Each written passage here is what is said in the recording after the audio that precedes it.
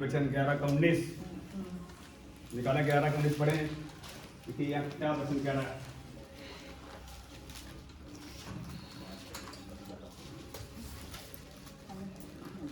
Glory glory. जो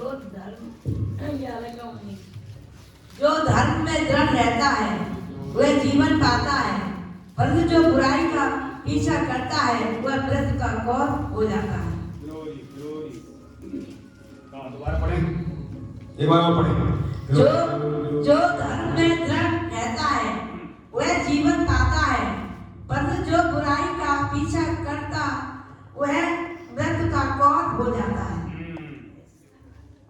थोड़ी ध्यान से।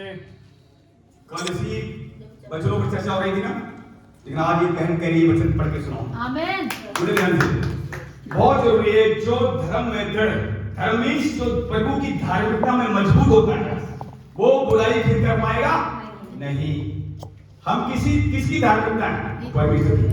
विश्वास द्वारा मसीह यीशु पर पिता की धार्मिकता में सैंक्टिफिकेशन मिली। उसने अपनी चादर को हम पर डाल दिया है, हमें चादर से ढका गया है, तो उसकी धार्मिकता हमें सैंक्टिफिकेशन मिली है। और उसकी धार्मिकता में क्या करना? मजबूत होना है। क्या लिखा हुआ? दृढ़ दृढ़ होना है, दृढ़ रहना है, और वो जीवन को पाता है। परंतु जो बुराई का पीछा करता है वह मौत का कौर हो।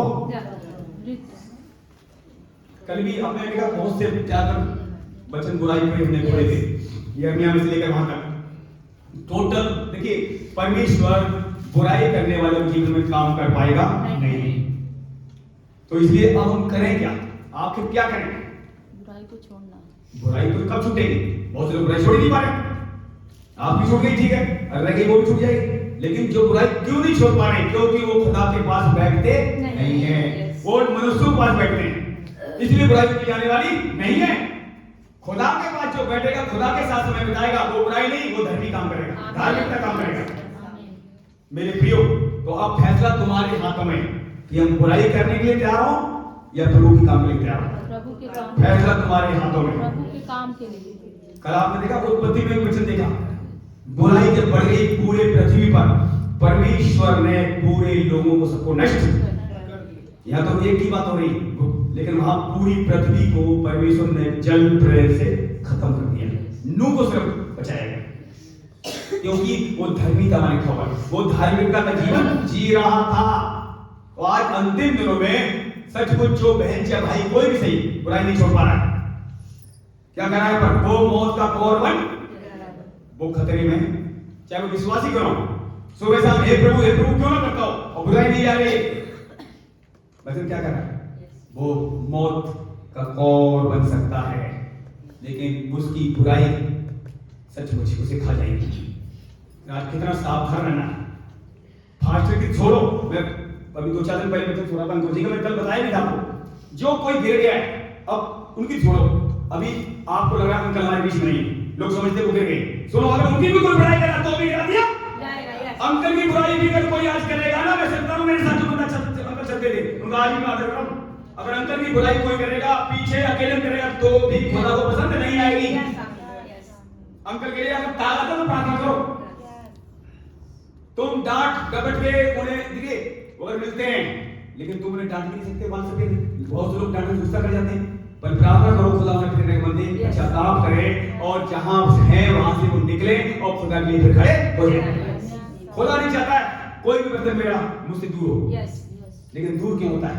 मैंने कभी सपने में नहीं सोचा अचानक की बात हो, कभी नहीं सोच सकता। अकेलापन आज मुझे फील होता है, लेकिन खुदा है वो पूरा करता है। उसने देखो तुरंत मेरे खड़ा किया, वो संजय देख रहे हो, वो मेरे साथ जा रहा है, बाहर के मॉल आई गए। हालांकि यीशु मसीह देखो ना, कहां भी यीशु मसीह लोगों को भेजा, अकेला कभी नहीं भेजा। देखो बाइबल का 70 चले गए तब भी 2 गई थी, क्योंकि अगर कहीं गिरे तो एक उठाने वाला। तो आज अचानक मैं देख रहा हूं संजय की लगन पड़ी, इसकी ड्यूटी छूटी, और लगन इतनी बड़ी हुई है कि पूछो मत। और हमें प्रभु ने दिखा रहा कि इससे मैं काम लूंगा, खुदा कह रहा है मैं इससे काम लूंगा, क्योंकि अभी पर्सनल खुदा को और चाहिए। कहां ले जाएगा नहीं पता, पर ये अगर मेरे साथ रहेगा, सचमुच मेरे साथ कोई रह सकता है जो ईमानदार बाबा तक चलेगा। मूसा के साथ हारून और मरीम देखो क्या हुआ, मूसा का भाई था ना हारून, और वो बहन थी इसकी। बताइए आप, खुदा को पसंद, मूसा को बुराई पसंद आई क्या? आज तो नया नियम है, लोग नहीं गिर रहे हैं। अगर पाप तो तुरंत दंड मिलता था, अगर कोई बुराई करता था तुरंत सजा मिलती थी।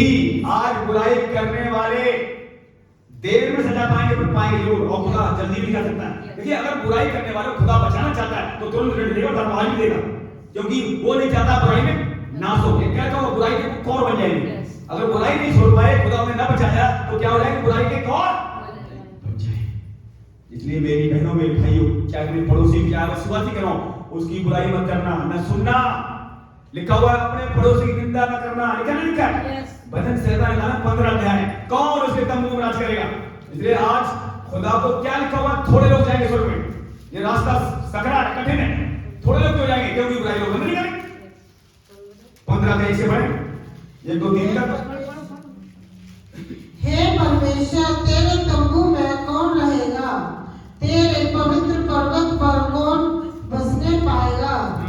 वह जो खराई से चलता और धर्म के काम करता है और हृदय से सच बोलता है, जो अपनी जीभ से निंदा नहीं करता और न अपने मित्र की बुराई करता और न अपने पड़ोसी की निंदा सुनता है। बस पड़ोसी की भी, आपके पड़ोस में जो विश्वास नहीं करते हैं उनकी भी निंदा कोई कर रहा है तो भी डांट दो, सुनने की जरूरत नहीं है।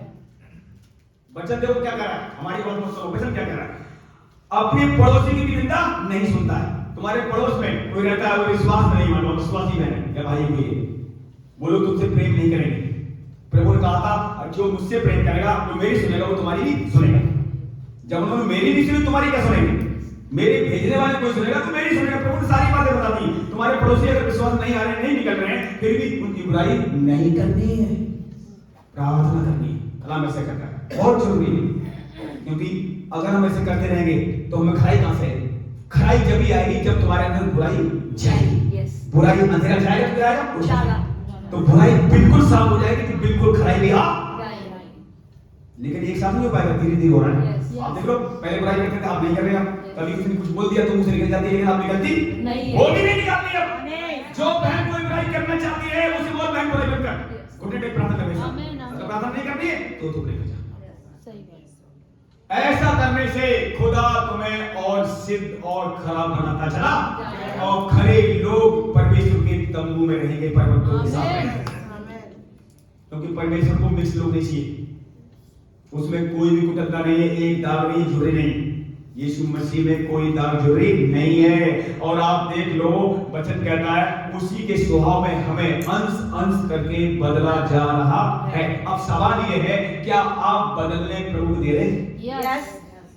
अब बोलो यार 25 हो गए और आपने बुराई करने नंबर आ गया, कोई बहन आप तुम्हारे पास भेज जाएगी, बता रहा हूं, कोई बहन आई तुम्हारे घर में और बुराई शुरू कर देगी, फिर तुम्हें वचन याद आना, जब ध्यान से वचन सुना था तो अंदर से निकाला नहीं। पास्टर जी ने बताया था ये वचन मेरे अंदर है कि बहन चुप हो जा, बुराई किसी नहीं सुननी। तो वास्तव में क्या आपने ऐसे बोल दिया, वो चुप हो जाएगी, और अगर फिर भी नहीं मान रही, जा भैया अपने घर। एक बात तो सुन लो, कभी कभी लोग करते हैं, देखिए कान का भी बेग से पैर दौड़ने के लिए बुराई करने जाते हैं। नीत वचन जल्दी से देखो क्या लिखा हुआ है, कल पढ़ा भी था। तो मेरे प्रियो बहुत जरूरी है, पैर चल के जाते हैं बुराई करवाने के लिए।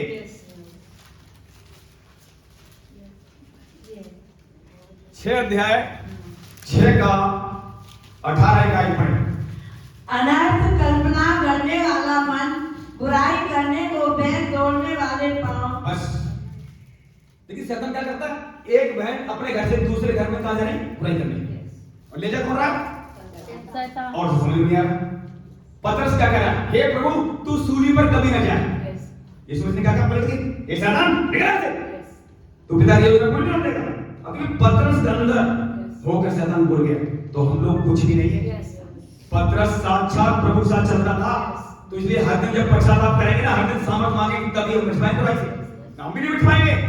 बहुत जो मैं अपनी कह रहा हूं, मैं अपने अंगों को 15-20 मिनट पता नहीं कितनी बार मैं दिन में प्रभु सौंपता हूं, सही बता रहा हूं। तो मेरे प्रियो में सच बता रहा हूं आपको, जो वचन यहां लिखा हुआ है, देखिए वचन पावरफुल है, वचन किसी का पक्षपात जो इसमें बढ़ना चाहेगा उसे बढ़ाया। अब जो बाइबल खोलता ही नहीं बोला उसका क्या होगा? और तुम 3 घंटे चौराहे खड़े बात करो। मैं देखता हूं कुछ लोग विश्वासी चौराहे खड़े रह के 2 घंटे और बात करते रहे।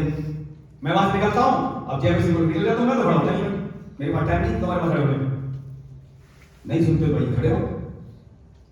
बाद में वो पछताएंगे जो अभी नहीं पछता रहे, फिर बाद में पछताने से भी कोई फायदा नहीं होगा। अगर आज कोई पश्चाताप कर रहा है, आज उसे बचाया निश्चय बचाया जाए। कितनी बड़ी बुराई करो, परमेश्वर सबसे बड़ा है, उसका लहू सभी अधर्मों से शुद्ध करता है। चाहे कितने तुम किसी आदमी को मार दियो, 1000 आदमी के कितनी मर्डर में कर दियो, अगर वो यीशु मसीह पास आता मन फिराता है, उसे भी श्वेत किया जाएगा। ये बहुत बड़ी बात है, यीशु मसीह लहू आपको मिला है। और वे बातें खुदा आपको कहना चाहता, समझ में आ रही नहीं आ रही? बताओ इसका मतलब क्या? उसने समझ कोई तभी समझ आ रही है?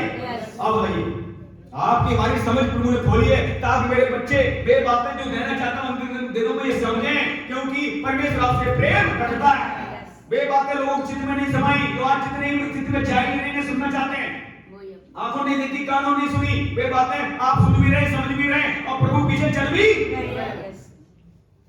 बहुत बड़ी बात है जो खुदा ने आपसे प्रेम किया है। इसलिए प्रार्थना करो अपने अपने पतियों के लिए जो आज खतरे में, जो तुम्हें रोकना चाहते हैं, रोकने वाले तुम्हारे साथ आ जाएंगे।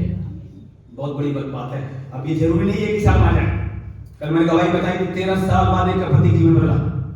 बताओ 13 साल तक कितना हिम्मत होगी इस बहन को। तो हिम्मत क्या आप देख रहे हैं, राजकुमारी बहन बैठी पीछे, इनके बच्चे, इनके पति मर गए, इनके पति मर गए, दारू पी गए, हार्ट अटैक हो गया, लेकिन फिर भी गरीबों ने बहुत कुछ बोला पर इन्होंने उनकी नहीं सुनी। आज भी यीशु पीछे चल रही है। तो जब 13 साल उसका छुटकारा हो सकता है, इनके बच्चों को भी छुड़ाए जा सकते हैं। इस बहन के बच्चे छुड़ाए जाएंगे, क्योंकि देर हो सकती है प्रभु के यहाँ लिखा हुआ है, पर अंधेर हो सकता देर हो सकती है। हबक्कुक निकाला जल्दी से 2 अध्याय, देखिए हबक्कुक क्या लिखा हुआ है। ये बहुत जरूरी है, हमारे जीवन में देर भी हो रही है तो भी खड़े रहें और उस वचन पर अड़े रहें जो वचन कहता है।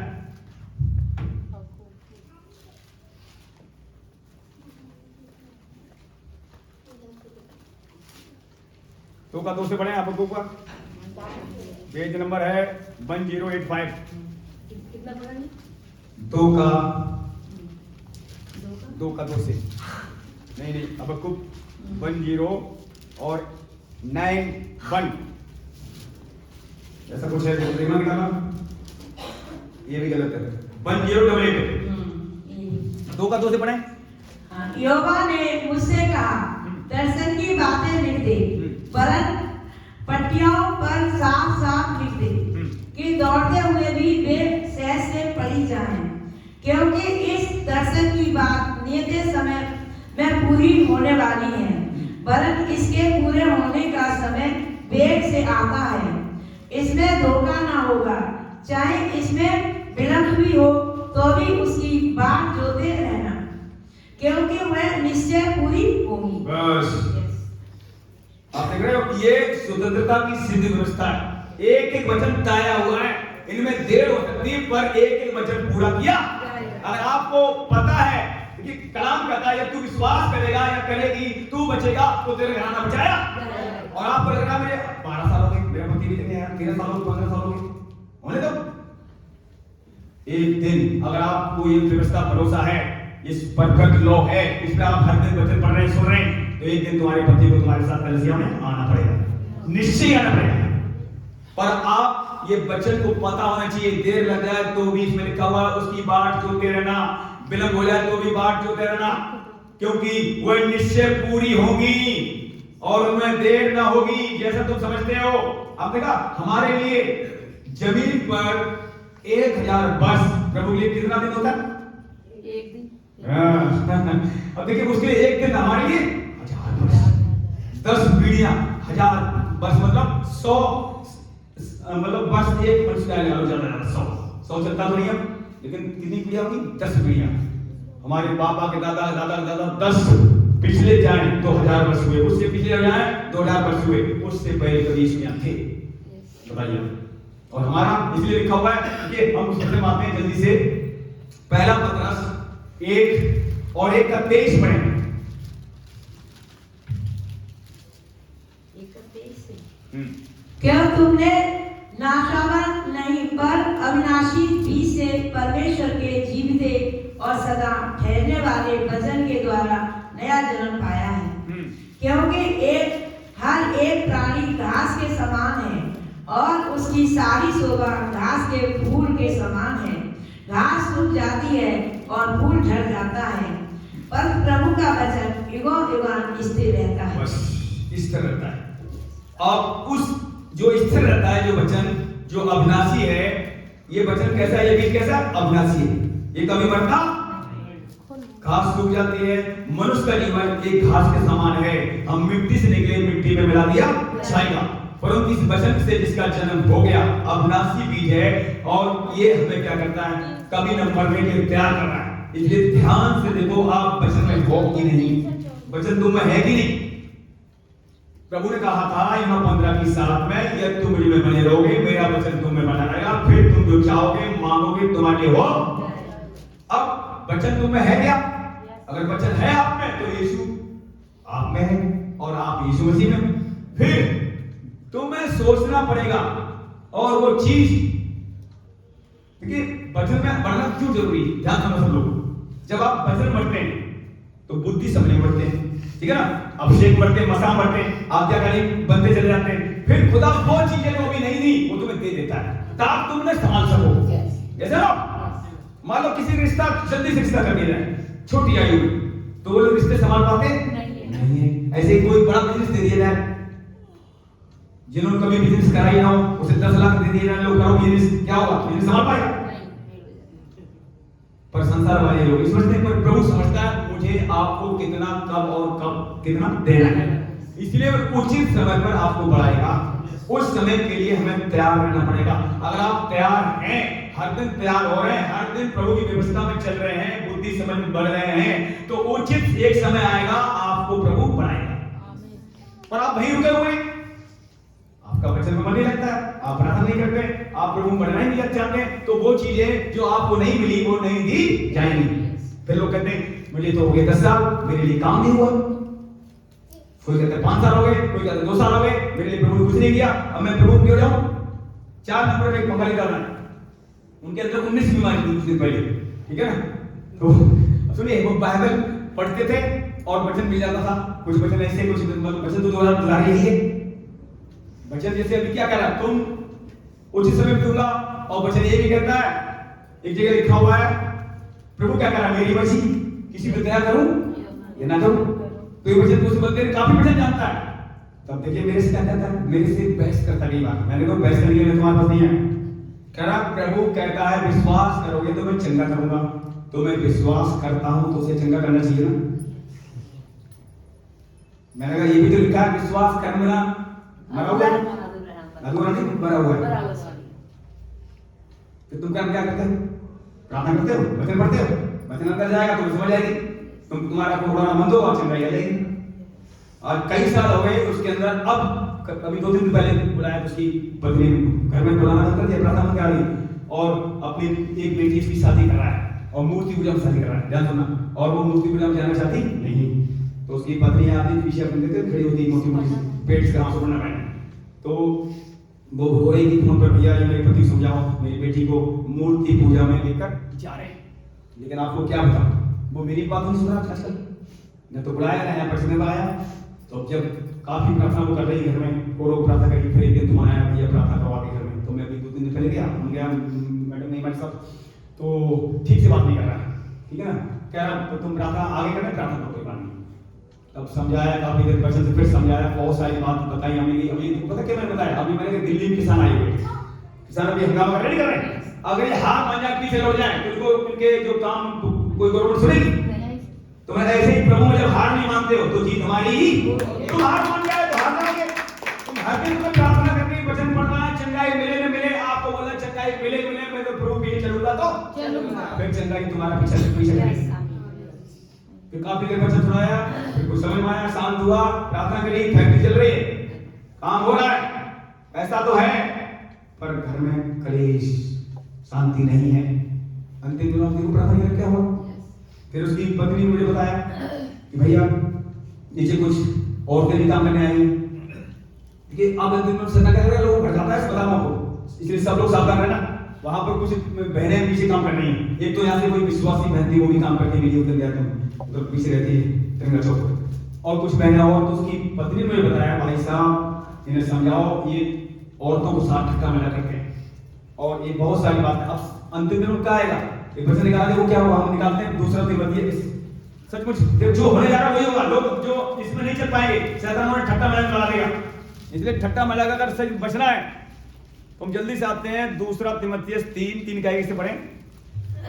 दूसरा वाला 3। पर यह स्मरण रख कि अंतिम दिनों में कठिन समय आएंगे, क्योंकि मनुष्य स्वार्थी, लोभी, डींगमार, अभिमानी, निंदक, माता पिता की आज्ञा टालने वाले, कृतज्ञ, अपवित्र, दयालु, क्षमालय, दोष लगाने वाले, असंयम, कठोर, भले के बैरी, विश्वासघाती, ढीठ, घमंडी और परमेश्वर के नहीं वरन सुख विलास ही के चाहने वाले होंगे। बस अंतिम दिनों में आप देख रहे हो, इन दिनों में ये होगा।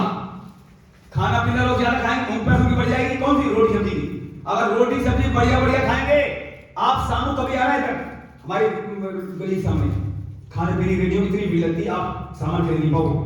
पता है, मोमोज, टिक्की, पता नहीं क्या क्या, बर्गर, पता नहीं क्या क्या बेच रहे हैं, और वहां से निकलता हूं मैंने कहा वाह खुदा तेरा कलाम लिखा पूरा हो रहा है।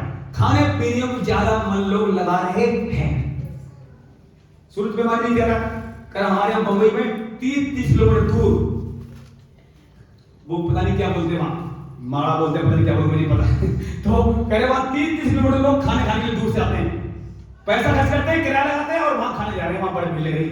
और हमारे यहाँ तो लोग सच बता रहा हूं 20-30-40 लोग खड़े होते रेडी पर, जैसा लग रही पता नहीं क्या कोई चीज लुट रही है, ऐसे खाए जा रहे और वो चीज सब नुकसान करने वाली। देख लेना जितनी मैदा की चीजें सिकी हुई तेल में है, सब नुकसान कर दी, फिर भी वो चीज खाए जा रहे हैं। शैतान कह रहा है खाओ खाओ जल्दी, अब जल्दी तो मैं ले जाऊं। बहुत ज्यादा हाँ बताओ, तो दीदी सुनिए, इस समय पता क्या खाना चाहिए लोगों को। अब मैं बताऊं सच्चाई, घर में खाना तो खाना चाहिए, फल फ्रूट खाना चाहिए, बाकी ड्राई फ्रूट खाना चाहिए, आमीन। लेकिन क्या खा रहे हैं? मांस जो मैदा से सिका हुआ है और दूसरे खातों खा रहे हैं। यहाँ अपने घर में अच्छा बनाएंगे, वो नहीं पसंद आ रहा है, बाहर खा रहे हैं, फिर क्या हो रहा है? पेट खराब हो रहा है, फिर पेट में क्या हो रहा है? पथरियां हो रही हैं, पता नहीं क्या हो रहा है। वो अभी जो हमारे बीच बहन नहीं है, मंजू, उसका नाम राकेश, उनकी बेटी थी ना भूरी, पता है तो क्या खाती थी? सारे दिन बाहर का सामान, मैं बताऊं 25 साल का भाई, टेढ़े मेढ़े पता नहीं क्या खाते, सो खा और उसे ऐसी टीवी बनी, डॉक्टर ने बोले एक भी चीनी नहीं खाओ, तब पता लग गया। फिर 1 साल तक चीनी चीजों से रोकनी पड़ी थी माँ बाप को, फिर दोबारा ठीक हुई 1 साल अलग। लोग खा के माँ बाप को फिर परेशान करते हैं। मेरी बहनों मेरे भाइयों, चेत जाओ, समय करीब है, उतना खाओ, प्रार्थना ठीक से, रात को कसमों नींद ना आए। कम खाओगे तो नींद नहीं आएगी, ज्यादा खाओगे तो नींद आ जाएगी। अब फैसला तुम्हारे हाथ में। बढ़िया खाना तुम बना के रख दो, पर वो ये ना लालच आएगा, पहले खा ही लो। जब बनाओ पहले प्रार्थना करो, जब पहले बना के रख दोगे तो पहले खाना देख के। अब मैंने सोचा मैं उपवास रखूंगा, एक दिन पिछले दिन बाद, अब पता लगा सुबह पकड़ बना रही हूँ, मेरी निगाह में चली गई, मैं मुंह घुमा लिया। मैं बता रहा हूँ चौकी करने सामने, मैंने कहा ये पकौड़े सामने कैसे आ गए? वो अंकुर जी कह रहे थे जब तुम रखो तो तुम्हारी मम्मी है ना, तुम्हारी घरवाली या मम्मी जो भी घर में बच्चे थे, तो मतलब सामने अच्छी चीज तुम्हारे पास आ जाएगी। अब तुम मन फेर रहे हो, तुम्हें लालच आ रहा। मैंने देखा जिस दिन मैंने पहले दिन व्रत रखा, उस दिन पकौड़े बन रहे, सब खा रहे हैं, और वहां पर मैं देखा ना के बाहर निकला तो पकौड़े बन रहे, सच बता रहा हूं, ये चीजें सामने भेज जाएंगी। तुम उपवास रखते हो भी, तुम पकौड़े सुनते या मेरा उपवास सुनते हो? ये चीजें आएंगी सामने। जो बात वो कह रहे थे अंकुर जी, वही मैंने देखा अपने आंखों सामने, मेरे सामने हो गए, किसी सामने हो सकता है। आप ध्यान रखना, अगर इन वचनों में तुम ताकतवर हो, भूख लगते हुए भूख लगेगी नहीं, उसे कैंसिल कर दोगे, ऐसा ना। अगर इसमें आप जबरदस्त हो, उन चीजों को मुंह फिर जाएगा क्या? वो चीजें फीकी लगेंगी, क्योंकि इसमें मिठास सबसे ज्यादा है, मधु से भी मीठा है, लिखा हुआ है। भजन श्रद्धा निकालें, अब थोड़ी देर और बंद करेंगे, पहले इसका मुनि श्रद्धा निकालें।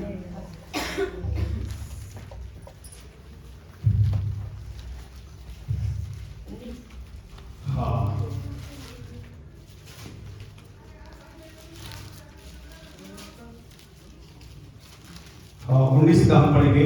7 एक आयत से पढ़ते हैं, 2-3 आयत पढ़ेंगे, यहाँ पर देखेंगे हम। 7 आयत 19 के साथ यहोवा की व्यवस्था खरी है और प्राण को बहाल कर देती है। यहोवा के नाम नियम भय योग्य है, विश्वास योग्य है, साधारण लोगों को बुद्धिमान बना देते हैं। बस अब एक 10 आयत पढ़ो। वे तो सोने से और बहुत कुंदन से भी बढ़कर है, मनोहर है। वे मधु से और टपकने वाले छत्ते से भी बढ़कर मधुर है। बस आपने कहा शहद देखा, शहद से मीठा कोई चीज है नहीं, लेकिन शहद से ये मीठा है। आमीन। शहद से बढ़कर ये मीठा है, ऐसा वचन बता रहा।